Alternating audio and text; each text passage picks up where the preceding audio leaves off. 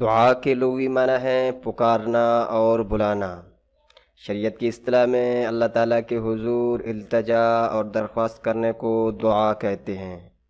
انسان کی فطرت میں ہے کہ وہ مشکلات اور پریشانیوں میں اللہ تعالیٰ کو پکارتا ہے، جیسا کہ اللہ تبارک و تعالیٰ کا ارشاد ہے، جب انسان کو تکلیف پہنچتی ہے تو اپنے رب کو پکارتا ہے اور دل سے اس کی طرف رجوع کرتا ہے۔ حضور اکرم صلی اللہ علیہ وسلم نے دعا کو عبادت کی روح قرار دیا۔ دعا عبادت کی روح اور اس کا مغز ہے۔ نیز حضور اکرم صلی اللہ علیہ وسلم نے ارشاد فرمایا، دعا عین عبادت ہے۔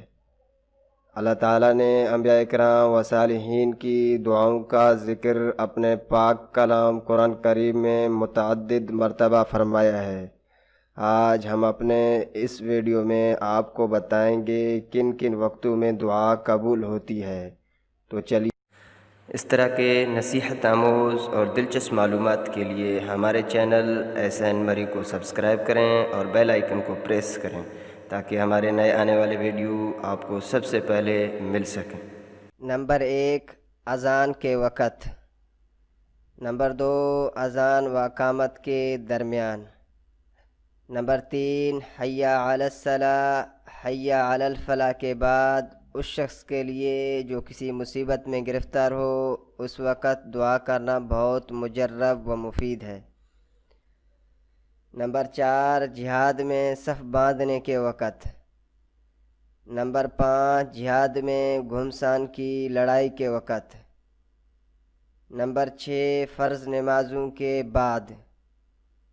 نمبر 7، سجدہ کی حالت میں۔ نمبر 8، تلاوت قرآن کے بعد۔ نمبر 9، ختم قرآن کے بعد۔ نمبر 10، آب زمزم پینے کے وقت۔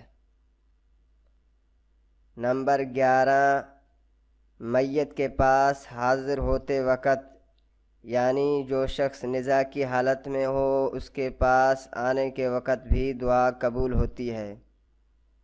نمبر 12، مرغ کے آواز کرتے وقت۔